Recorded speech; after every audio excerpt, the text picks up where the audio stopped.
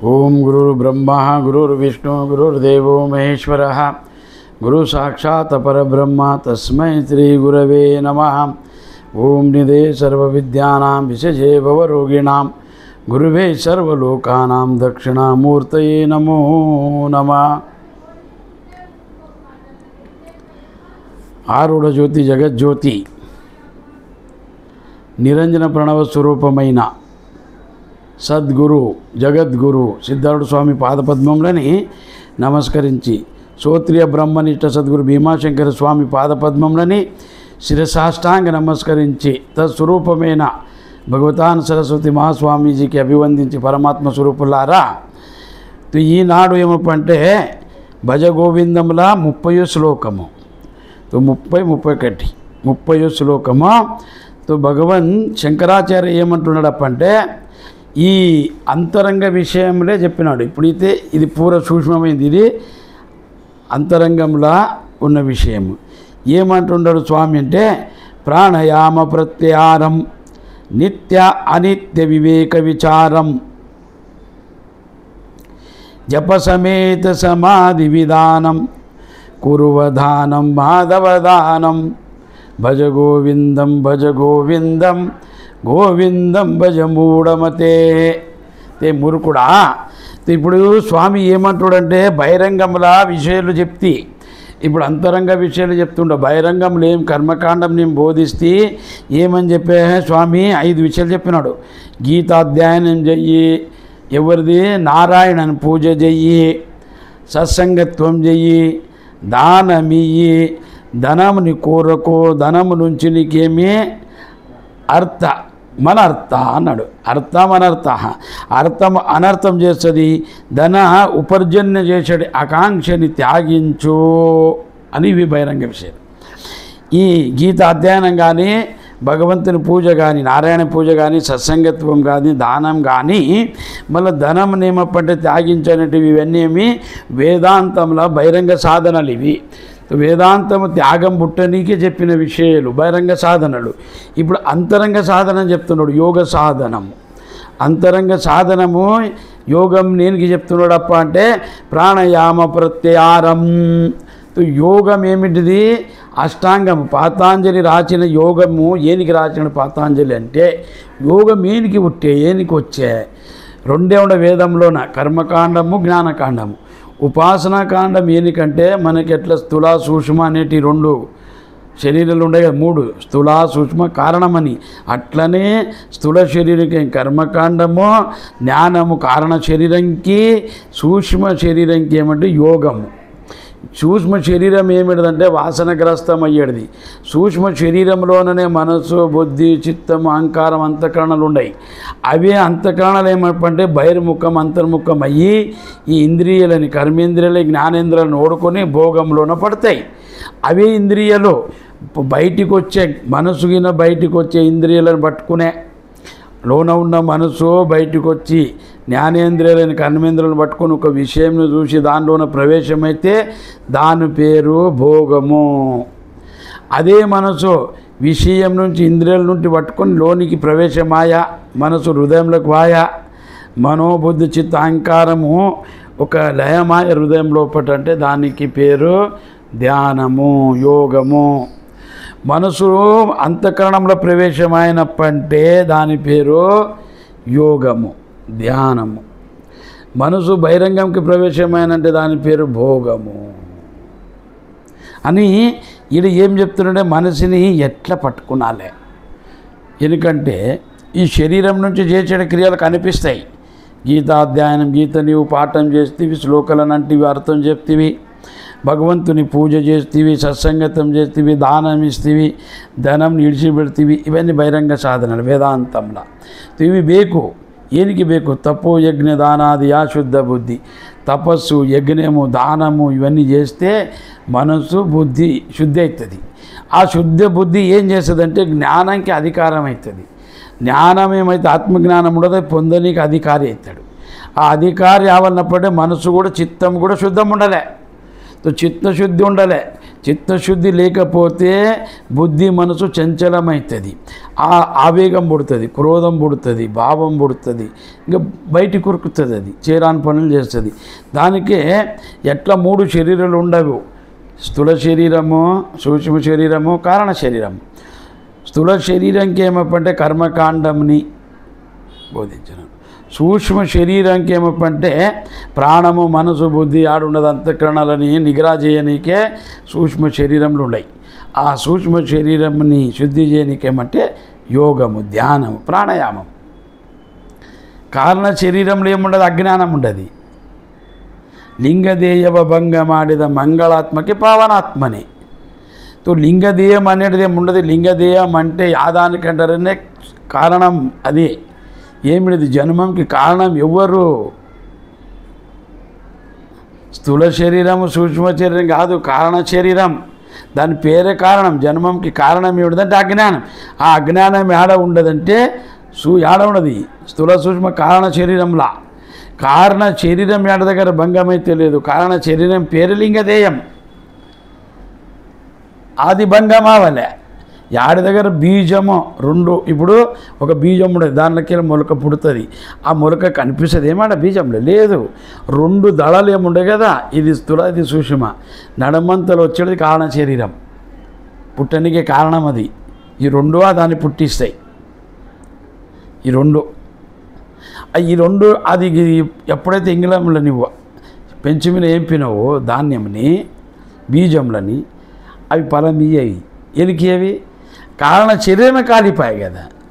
ఆ గీతలు అన్నాడు కదా ఏమని, జ్ఞానాగ్ని మనుష జ్ఞానాగ్ని సర్వకర్మేణ. జ్ఞానాగ్ని ఉండదు కదా, జ్ఞానాగ్ని ఆ అజ్ఞానంని పోగొడుతుంది, దాని నుంచి మోక్షం అవుతుంది. కారణం శరీరం ఎడదర భంగం అయితే లేదా మీది ఈ దేహం ఈడ ఉన్నప్పుడే ఈ అవస్థల మోక్షం పొందాడు. ఈ దానికే 3 అవస్థలు 3 జీవులు 3 ధ్యేయాలని కలిసి శాస్త్రం బోధించింది. ఆ దాన్ని శుద్ధి చేయనికే కర్మ ఉపాసన జ్ఞానం అని వేదం బోధించింది. ఉపాసన లేనిది ఒకవేళ నీకు మనసు శుద్ధి ఉండదు, నువ్వు పాపమే చెయ్యవు.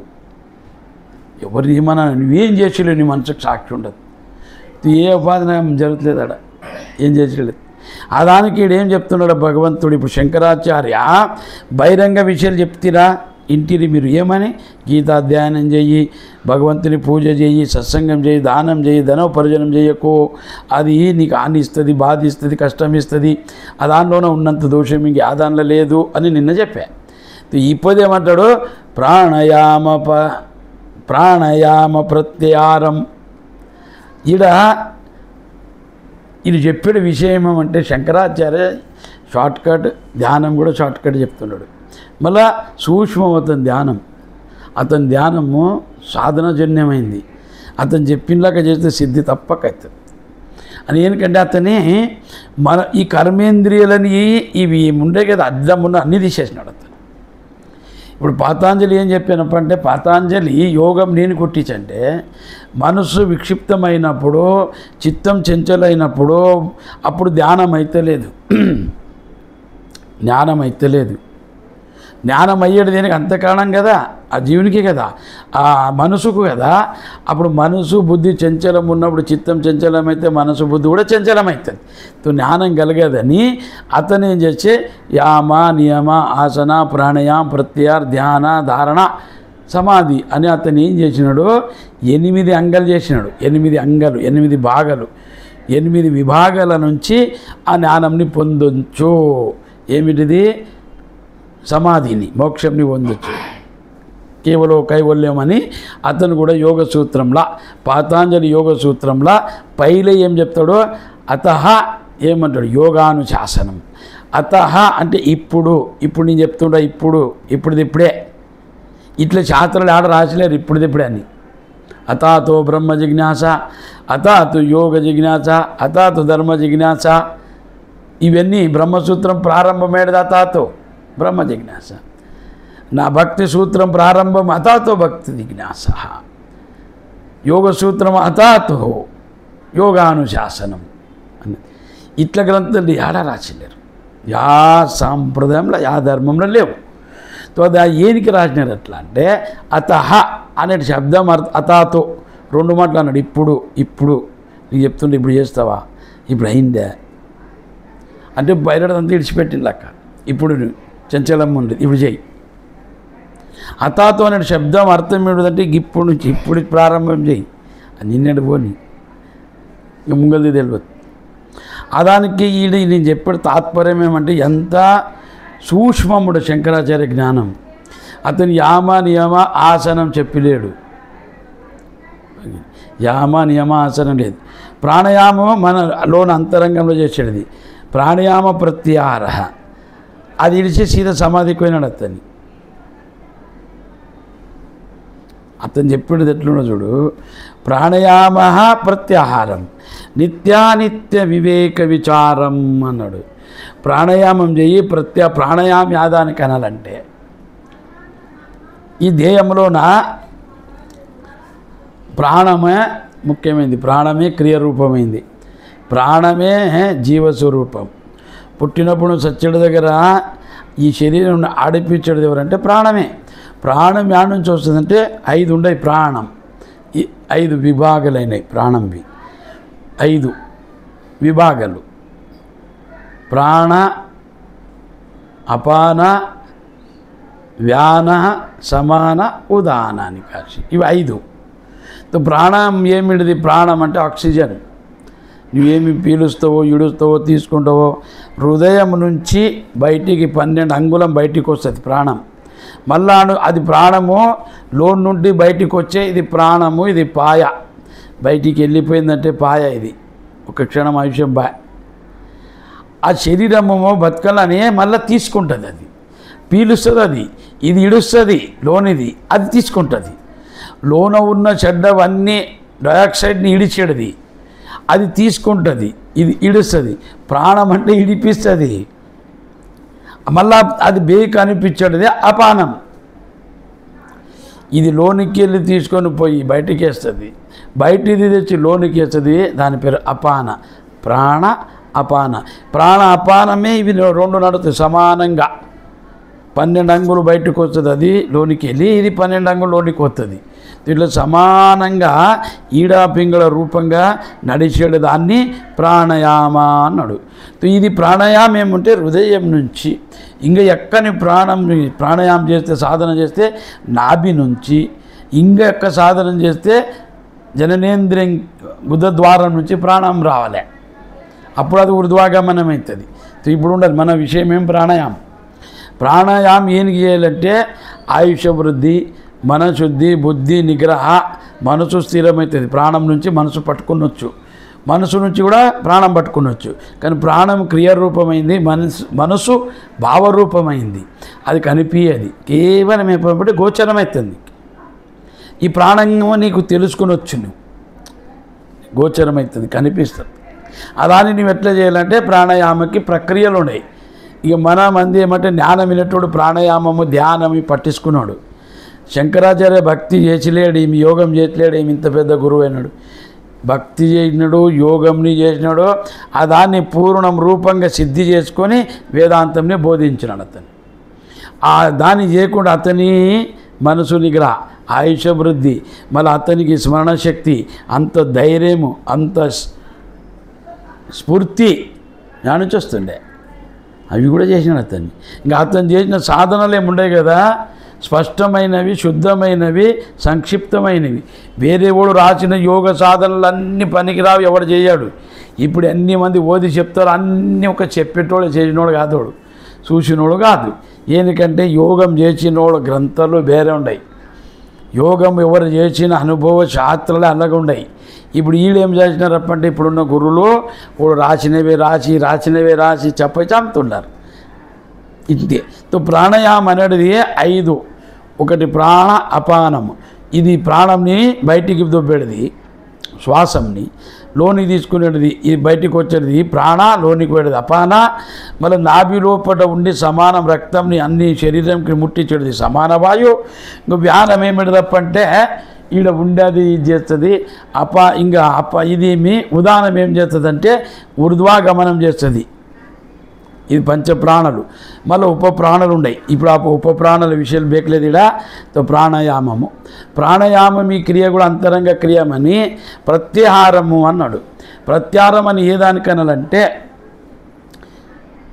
నీవి ఇంద్రియాలు బహిర్ముఖమవుతాయి.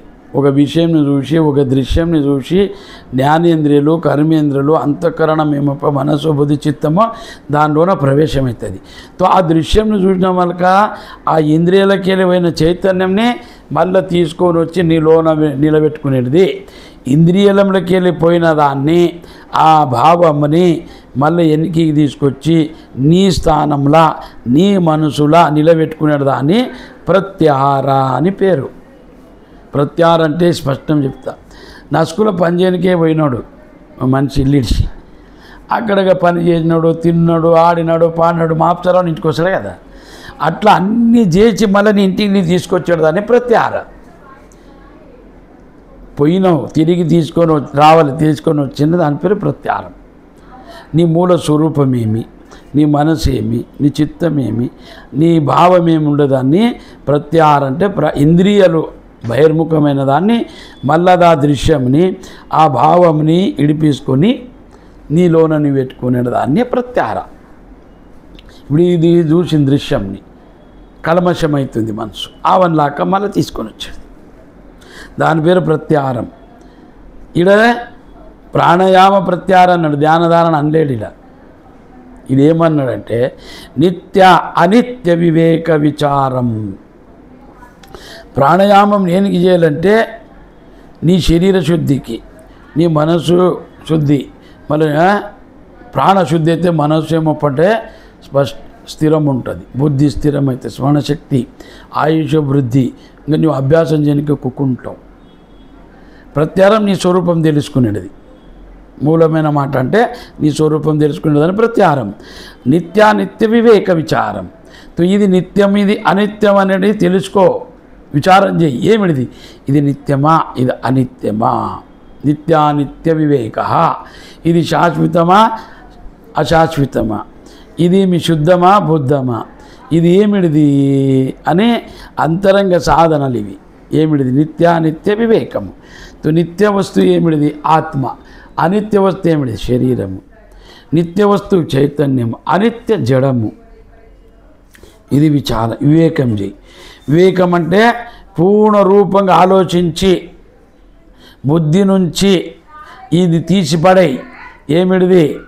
ఇది అనాత్మ, ఇది ఆత్మ అని వివేకం నుంచి విచారం చేసి వివేకంని పొందు.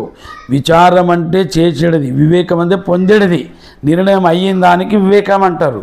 నీకు నిర్ణయం అయింది ఏమి? ఇది నిత్యం, ఇది అనిత్యము, ఇది నీకు అయింది. దానికి నిత్యానిత్య వివేక విచారం. నిత్యం అనే దాన్ని, అనిత్యం అనే దాన్ని, ఇది దేయము, ఇది ఆత్మ అని వివేక ద్వారా విచారం చేసి వివేకంని పొందు. ఇది అంతరంగ సాధనం, ఇది ఆత్మ సాధనం. ఇదేమప్పంటే స్వరూప అనుసంధానం. ఇక్కడ నీవు గాయగా చేరా అధ్యాత్మల ప్రాణాయామం చేసేటప్పుడు ఆసనం బరా కుక్కునలే, కుక్కున్న మలక ఇంక ప్రాణం ఏమప్పంటే సరిగా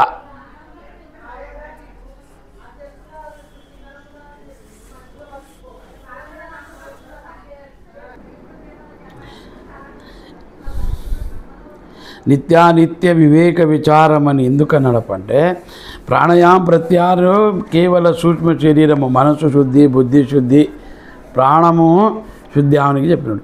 దాని నుండి వచ్చేది నిర్ణయ బుద్ధి ఏమి ఉండదు కదా మీలోన. నిత్యానిత్య వివేక విచారము. నిత్యము, అనిత్యము, శాశ్వత, అశాశ్వతము, జడము మన చైతన్యంని విచారం చేసి వివేకంని పొందండి అని చెప్పినాడు. మూడోది ఏమంటున్నాడంటే జప సమేత సమాధి విధానం. నీకు ఇచ్చిన గురువు ఇచ్చిన మంత్రమని, గురువు అయితే ఏ మహావాక్యంని బోధించినాడో జప సమేత అన్నాడు. సమాధి విధానం. ఇట్లా జపం చేయలే, ధ్యానము ఇట్లా మంత్రం అనుకుంటుండాలి మనసు నుంచి. ప్రాణం జత కనలే, శ్వాసోచ్ఛ్వాస దాన్ని లయయోగం అన్నాడు. యోగములా మంత్రయోగ, లయయోగ, రాజయోగ, హఠయోగ అని ఇట్లా అన్ని యోగాలు ఉన్నాయి. రాజయోగం అంటే క్రియయోగము వేరే, క్రియయోగం అంటే ప్రాణాపాన సమానం చేసేదానికి క్రియ అంటారు. అది కింది దాన్ని మీనికి తప్పిన మీ దాన్ని కింద. ఇదే గీతలో చెప్పినాడు, హఠయోగం చెప్పినాడు గీతల. ప్రాణాపాన సమయుక్త ప్రాణాయామ పారాయణం అని.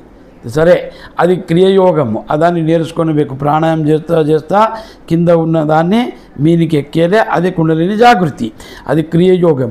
మంత్రయోగం ఏమంటే 3 విధాలు ఉండదు. మంత్రంనే మరణం త్రయతిథి మంత్ర, మళ్ళా అనుకుంటూ ఉంటే మనసు లయమవుతుంది. మనసు లయమైందప్పంటే ఈ జగత్తు భావాలు ఉంటలేవు, దేవభావం పొందుతుంది. మనసు తదరూపమయ్యి ఆ స్వం భావేన పూజయ అదే తానయిస్తుంది. ఆ దానికే మంత్రం జపం చేయాలి. గురువు ఇచ్చిన మంత్రంలో బలం ఉంటుంది. గురువు ఇచ్చిన మంత్రానికి విధి విధానం లేదు. గురువు ఇచ్చిన మంత్రంలో ఉన్న తాన సిద్ధి, పరంపరా సిద్ధి, గురువు ఆశీర్వాదము, ఆ దేవత ప్రతిష్ఠిత అయి ఉంటాడు. దానికి గురువు ఇచ్చిన మంత్రంకి ఏమి లేం, గురువు ఏం చెప్పినాడో అట్లా చేయాలి, అది సిద్ధి అవుతుంది. ఇంకా అన్య మంత్రాలు మళ్ళీ దానికి న్యాసు ఇవన్నీ ఉన్నాయి, విధి విధానాలు జగ్గుండయి. మళ్ళీ దానిలోన భయం ఉండదు. ఇది భయం లేదు, నిర్భయమైంది. గురువు ఇచ్చిన మంత్రం జప సమేత. జపంని ఎట్లా 3 విధాలు చెప్పినారు జపంని. ఒకటి వాచిక, ఒకటి ఉపాంశు, మూడవది మానసిక. ఈ 3 చెప్పినారు. మనసు పట్టుకున్నప్పంటే పైన నోరుతోడు వదరాలే. ఎంత నీవు అనుకుంటూ పోతావో మనసులా ఓం ఓం ఓం బయటే అదాన్ని వాచిక, ఓం ఓం ఓం ఓం ఓం ఓం ఓం ఓం అని అది ఏమవుతుందప్పంటే ఉపాంశకు రావాలి. ఓకే, ఆడ చేయలే ఇనిపియనీకే. తర్వాత అది కంఠస్థమవుతుంది, కంఠం నుంచి బయటికి వెళ్తుంది. మళ్ళీ 3 నెలలకి మరో నెలకి మనసు నుంచి మనసులకి వెళ్ళి రావాలి.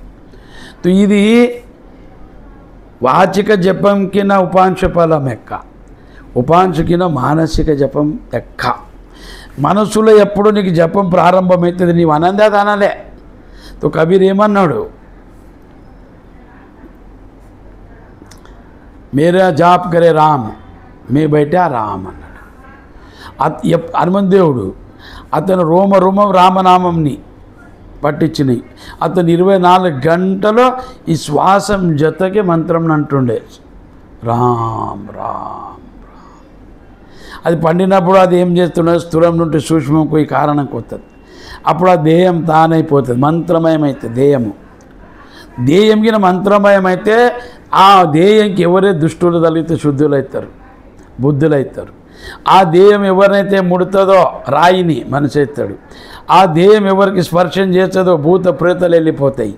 ఆ దేయం ఎవరి మీద చేయబెట్టి ఆశీర్వాదం ఇస్తే ఫలితమవుతుంది.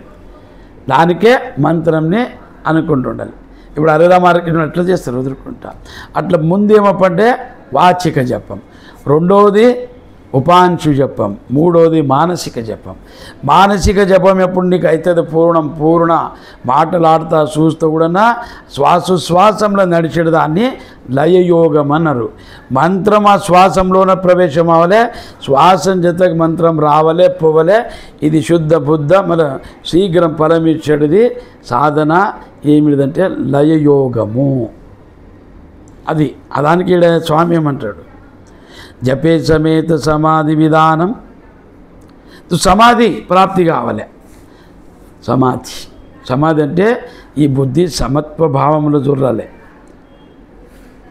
సమత్వ భావం రావాలి. మళ్ళీ సమాధిలో కూడా 4 ప్రకారాలు ఉన్నాయి. సబీజ సమాధి, నిర్బీజ సమాధి, సగుణ సమాధి, నిర్గుణ సమాధి, నిర్వికల్ప సమాధి, సవికల్ప సమాధి, భావ సమాధి, అభావ సమాధి, 4 విధాలు ఉండదు. నీకు కానీ సమాధికి రా, అదంతా ఓనాడ నిర్వికల్పం. సవికల్పంకి రా, సమాధికి రా. నీ జపం ఇట్లా చేయలే, ఆకలి ధూపంతా మరిచిపోయి ఈ దేహము ఏమప్పంటే స్థిరంగా కుక్కొని పూర మనసు లయమైపోయి ఉండాలి. అంతఃకరణంలో కేవల మంత్రమే నీకు వినిపించలే. జప సమేత సమాధి విధానం. ఇట్లా నువ్వు చేసుకుంటూ పోయినావంటే అది ఏమవుతుంది, జప సమాధి ప్రాప్తి అవుతుంది. ఈ దేయం మీద ఉన్న మనసు ఇక ఆత్మ మీనికి పోతుంది. అప్పుడు ఆడ సమత్వ భావం వస్తుంది దానికి. ఇదేం నేను కాదు, నాది కాదు, నేను చైతన్యుని అని. ఇంకా అది బహిరంగంకి ప్రవేశం కాదు, అంతరంగ తాన స్థితిలోనే ఉంటుంది అది, అక్కడలే ఇక్కడలే. దానికి సమాధి అన్నారు. సమత్వ భావం. ఒక తక్కడ తులభారం ఎట్లా చేస్తుంది? ఒక వస్తువుని పెట్టిన మళ్ళీ దానిలోనే 1 కిలోది వజన్ పెట్టినావు నువ్వు సమానం ఎప్పుడైతుంది? అది ఎక్కడ రాదు, తక్కువ రాదు, తక్కువ ఉంటుంది కిందికి వస్తుంది, ఎక్కడ మీనికి వస్తుంది. సమానం ఉన్నప్పుడు ఆ నడమంతలు ఉన్న ముళ్ళు చూపుతుంది, బరాబర్ ఉండదు 1 కిలో. అట్లా నీ ముళ్ళు మనస్సు ఏమో పడేడ వచ్చుకోకనాలే, దాన్ని సమాధి. దానికి ఏమన్నారప్పంటే సమాధి విధానం, జప సమేత సమాధి విధానం. నువ్వు జపం చేసుకుంటా పోయినావంటే, ఇప్పుడు జపం ఎట్లా చేస్తారు కొత్త? కళ్ళు ముత్తారు, ఫోన్ వస్తుంది, ఫోన్ వచ్చినా దాన్ని చూస్తారు, మళ్ళీ లేపుతారు, మళ్ళీ మాట్లాడతారు. ఇదంతా జపం చేసేటప్పుడు లేవరాదు, జపం చేసిన స్థానం ఇడవరాదు, జపం చేసేటప్పుడు బహిర్ముఖం ఆవరాదు, జపం చేసేటప్పుడు శబ్దం ప్రవేశం ఆవరాదు, కళ్ళ నుండి దృశ్యం చూడరాదు. దృశ్యం చూసినావు, శబ్దం విన్నావు, మనసు బయటికి జ్ఞానుజ జపం అవుతుంది. వాళ్ళ దానికి ఎవరు ఉండరాదు జపంలని. జపమేమి గుప్త విద్య కాదు. గుప్తం ఏనుకుండాలంటే సాధియాలి, సిద్ధావాలంటే గుప్తం ఉండాలి.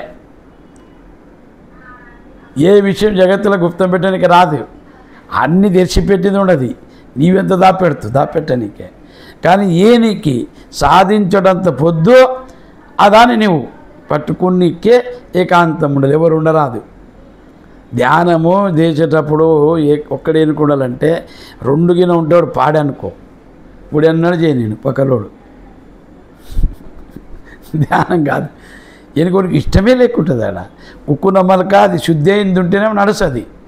సార్వజనిక ధ్యానం జగ్గి బలము. ఒక్క మనిషి చేసాడు ధ్యానము శక్తి, 10 మందికి ఉక్కుని చేసినారంటే ఊరే మారుతారు. అంత శక్తి ఎట్లా ఉండాలి? ఇప్పుడు అందరూ సతతం అభ్యాసంలో ఉండాలి. ఒక్కోడు అభ్యాసం చేసినాడు, ఒక్కోడు చేసలేడు. ఒక్కోడు పని చేసి మేనేజర్ పోస్ట్ తీసుకుని 50 పగారైంది. ఒక్కోడేమో ఎక్కి ఆడదైంది, వానికి 30 పగారు ఉండదు. ఒక్కోడు 6 నెలలైంది, 20 పగారు ఉండదు. ఈ పొద్దు వచ్చినోడు గల్లని చూసి నాకు ఈ గల్ల అంటే ఎట్లా? ఈ పొద్దు పనికి వచ్చేవాడు ఏమంటాడు, చూడు నేను వచ్చి చేసిందని ఇది 10 ఏళ్ళ గల్ల అయింది, అవన్నీ నాకే అంటే వచ్చి 1 గంట అవ్వలేదు, ఏడ చేసినోడు ఎక్కడ పోలే. ఈ సాధన ఏముండదు. ధ్యానము సార్వజనిక మంచిదే, సంబోధనం చేయలే. అన్ని సాంప్రదాయం చూడు, తురుకోడు ఎట్లా చేస్తారు, అందరు కూర్చొని ధ్యానం ఏం చేస్తారు? కొత్త సంధి ఇడవలేక ఆ సందులో అజ్ఞానము, భూతము, ప్రేతము రారాదు అని ఒక్కరినొకరు పట్టుకుంటారు. ఇట్లా ఏనికి మళ్ళీ వాడు ఎట్లా ఈ పని నీడు ఏనికి అంటించారంటే, తల్లి గర్భంలోనే ఇట్లా పండినప్పుడు అది స్వాస్తిక ఆసనం అంటారు. దాన్ని స్వాస్తికాసన కాలు ఎనికి చేసినప్పుడు నాభి వంగుతుంది. ఇది కూడా కుండలిని జాగ్రత్త. ఇది వంగినప్పుడు ఈ నాభి ఎనికి ఇట్లా అన్నీ ఈ పడనీడ పెట్టి ముక్కుతోటి ఈడ చూసి ఆ ఈశ్వరుని స్మరణ చేస్తారు. నీవు సర్వకర్త సర్వశక్తి స్వరూపుడు, మాకు అడిగింది మమ్మల్ని క్షమించు, తప్పు చేస్తే క్షమించు, రక్షించు అడిగింది ప్రార్థన. ఈడ చేసినప్పుడు ఏమవుతుందంటే ఈ ప్రాణం వీడికి ప్రవేశమై ఈడ చూస్తాడు. వాడు ఎక్కడ త్రినేత్రంలో ఉంటుంది దృష్టి.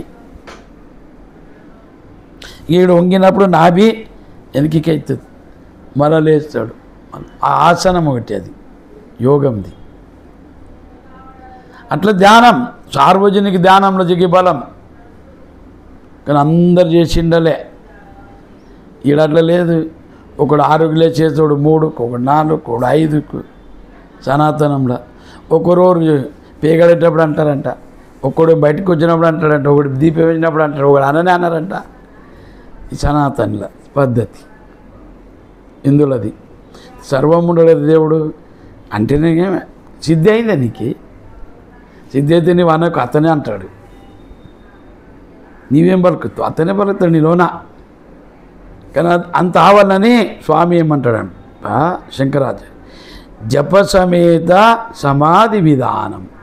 ఆ సమాధి నీకు ప్రాప్తి అవ్వాలంటే ప్రయత్నం చేసి నువ్వు జపం చేసుకుంటావు. జపం సులభమైంది. ప్రాణాయామ ప్రత్యాహార. ప్రాణాయామం అంటే నీ మనస్సు నిగ్రహ అయిందే. ప్రత్యానం అంటే నీ స్వరూపం మీద నీ ధ్యానం పెట్టు. ಮತ್ತೆ నిత్యానిత్య వివేకం నువ్వు ఆత్మరూపుడవు, నీ పరబ్రహ్మ స్వరూపుడవు, ఆ అంశ స్వరూపుడు, అతనే నీవు ఉండవు, నిన్ను నడిచి అతను లేడు అనేదాన్ని జపించు. జపం చేయి.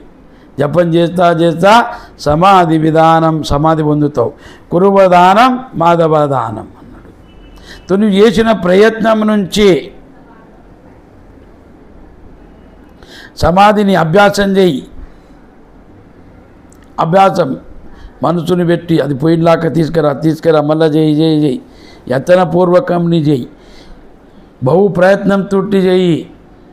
ఏమిటిది? జపముని, ధ్యానముని. కుర్వహ వదనం మాధవ దానం. నీవు అవి చేసుకుంటూ పోయినావంటే ఏమవుతుంది? ఆ మాధవుడు, ఆ జపము, ఆ మంత్రము, ఆ మంత్ర దేవతలు ఇస్తుంది నీకు. మంత్రంలోన మంత్ర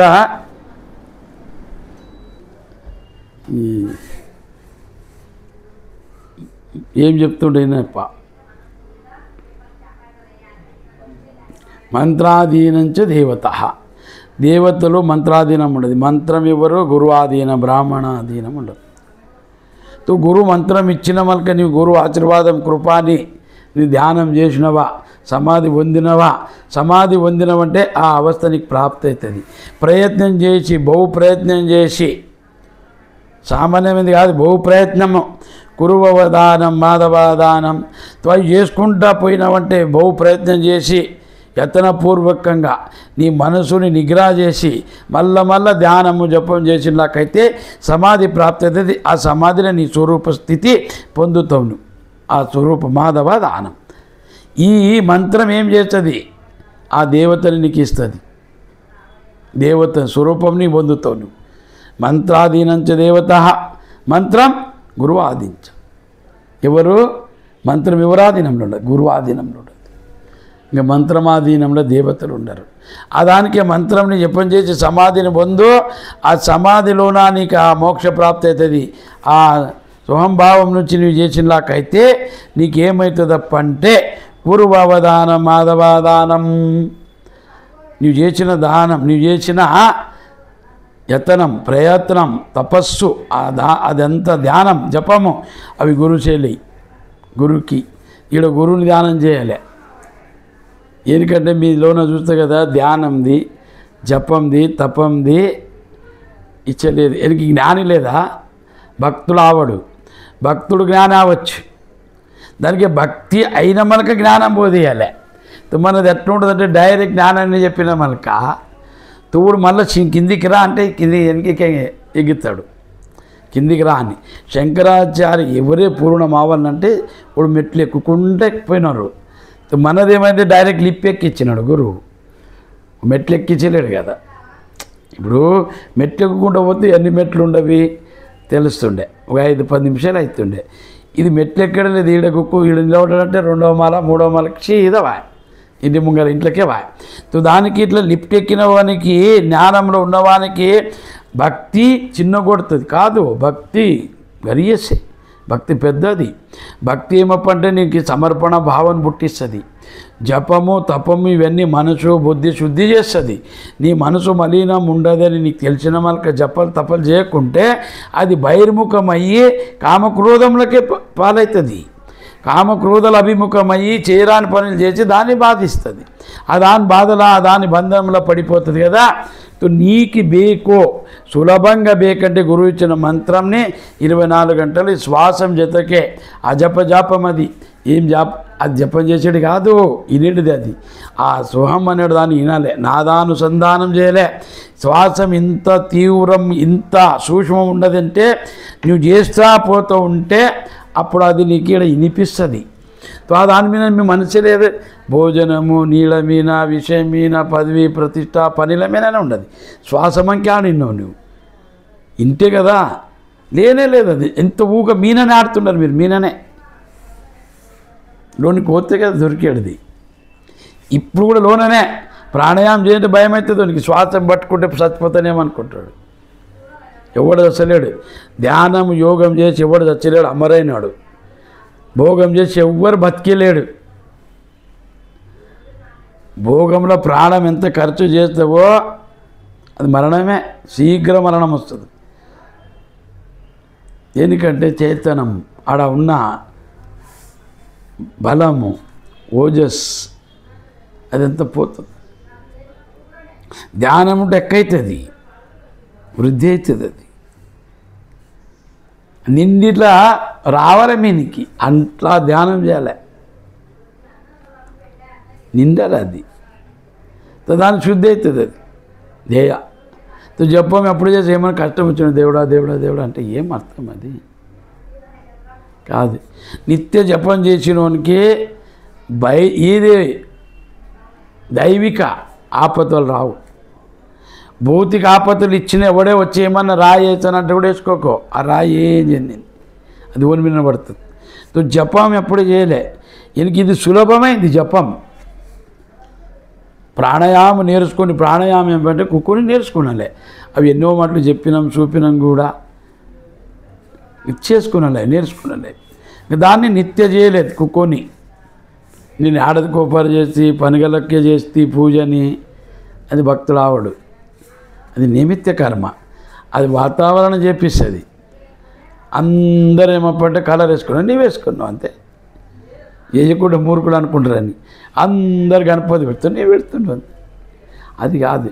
అది ఈ నిత్యానుసంధానం ఉండాలి, నిత్య సాధనం ఉండాలి, నిత్య శ్రవణమన నిధ్యాస. దానికి స్వామి చెప్పినాడు కదా, నిత్యానుసంధానం చెయ్యి, ప్రాణాయామం చెయ్యి, నిత్య వివేక విచారం చెయ్యి. అనిత్య అమలు అంటే నిత్యమే అది. మళ్ళీ జప సమేత సమాధి విధానం.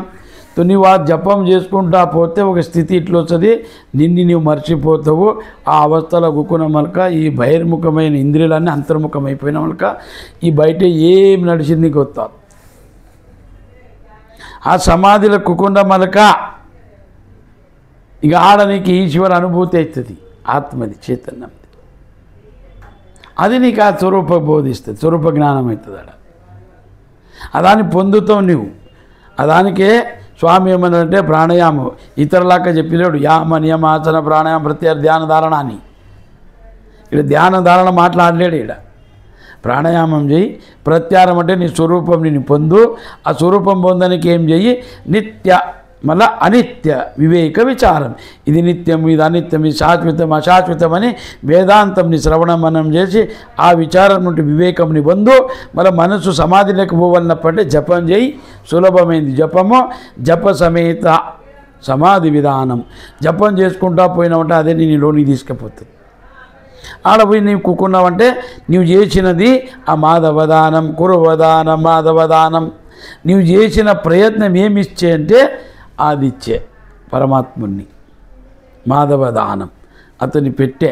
ఈ దాన్ని అర్థమైందో లేదు, మాధవదానం అంటే.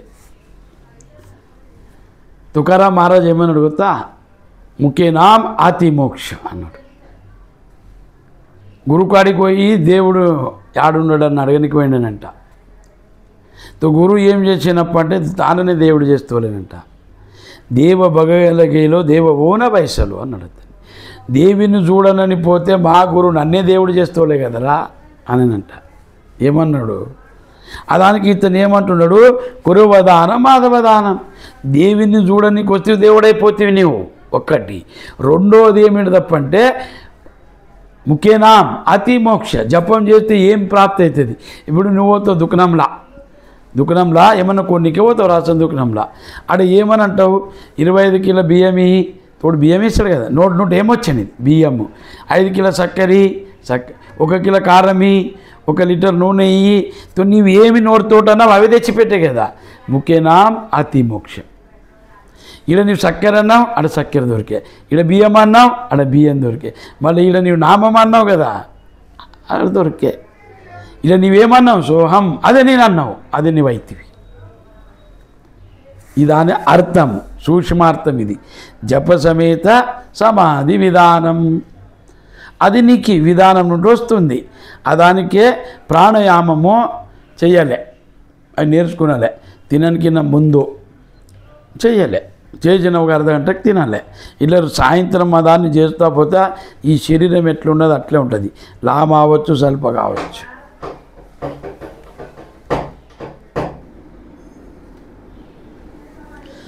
స్వామి చెప్పేట ఉద్దేశం ఏమిటంటే తమ శిష్యులకి నమ్మిన వాళ్ళ భక్తులకి ప్రాణాయామ